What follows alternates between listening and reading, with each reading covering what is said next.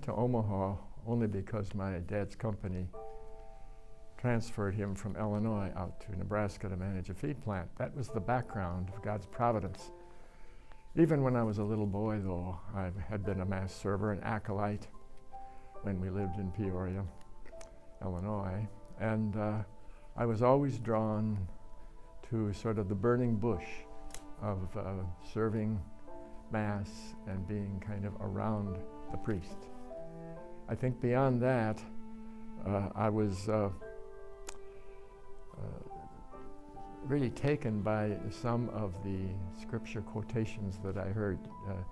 For example, Christ's words, "You have not chosen me, I have chosen you." The idea that I might be one of those who are chosen to be in ministry as a priest, that was very compelling for me. And then also Christ's words in St. Mark's Gospel, it says, "Then he went up a mountain, prayed the night through, and then called to himself those he wanted, and they came to him." What interested me in the Jesuits, well, I went to Marquette High, so I knew the Jesuits, then I went to Marquette U for 2 years before I joined. And Jesuits would always be over at our house, because every Jesuit that came into the house got a jug of whiskey and a $20 bill. So they were always around. They kept coming over. I'd go out the back door usually when they came in. I never thought of being a Jesuit, though, until I was a sophomore at Marquette U here. And I remember I cut the gastroc muscle on a frog, and blood squirted in my eye. And I said, I don't want to be a doctor. My father was a medical doctor, and I think I was trying to please him. So I went into medicine.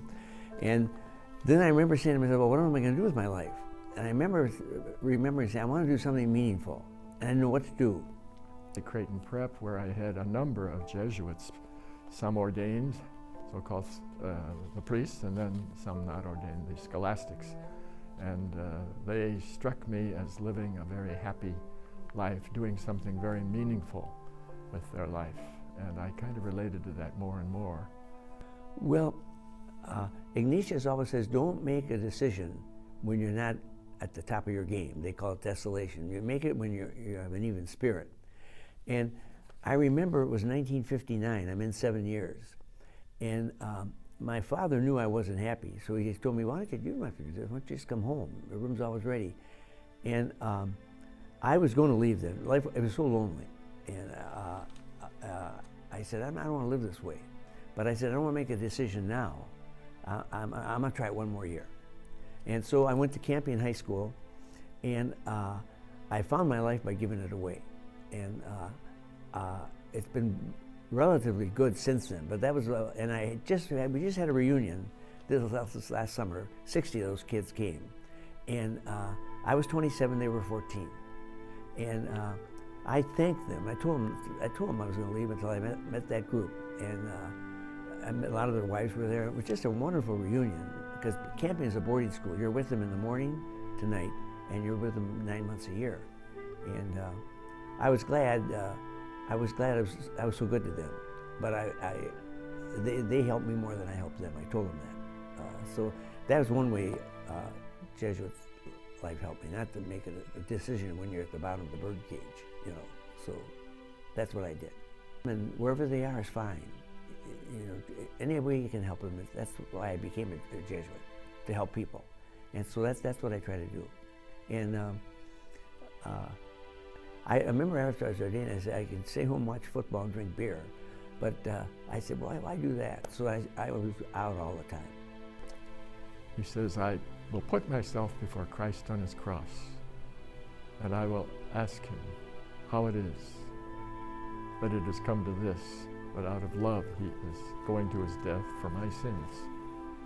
And then I will ask myself, what have I done for Christ? What am I doing for Christ? What ought I to do for Christ? How I answer those three questions at the end of that first segment of the retreat will in many ways influence the way I live out the rest of the retreat and beyond. Then I'd say take time every day, just a few minutes to be by yourself, with yourself and God, and then just notice, reflect a little bit before you go to bed at night.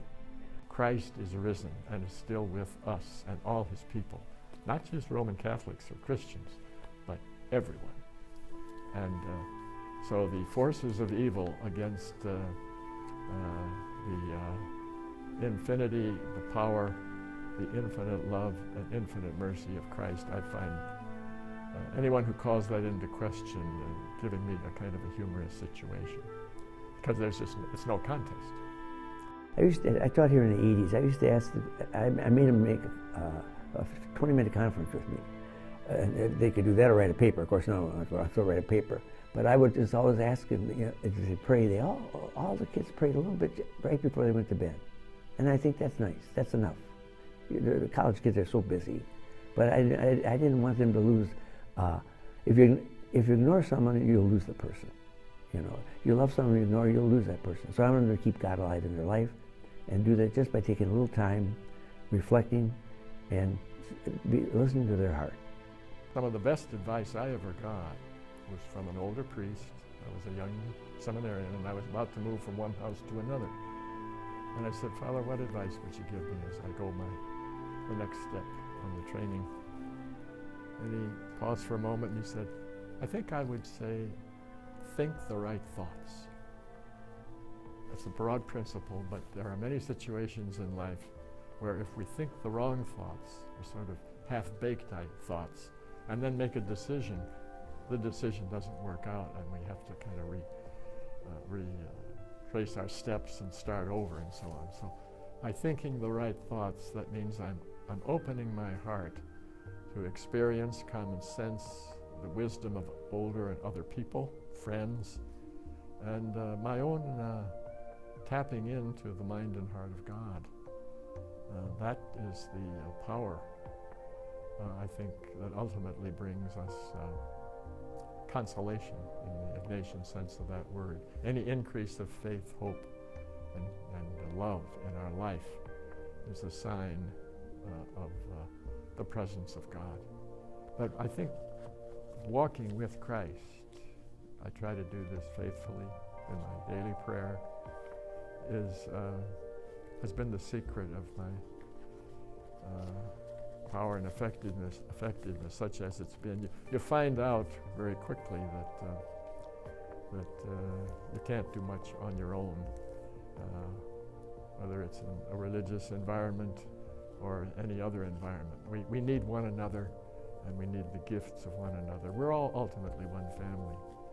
And so I try to live in such a way that my love is universal.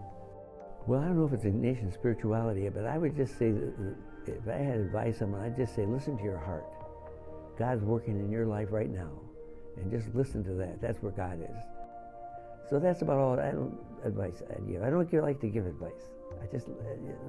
The answer is inside everybody, and I just try to help them discover their own path.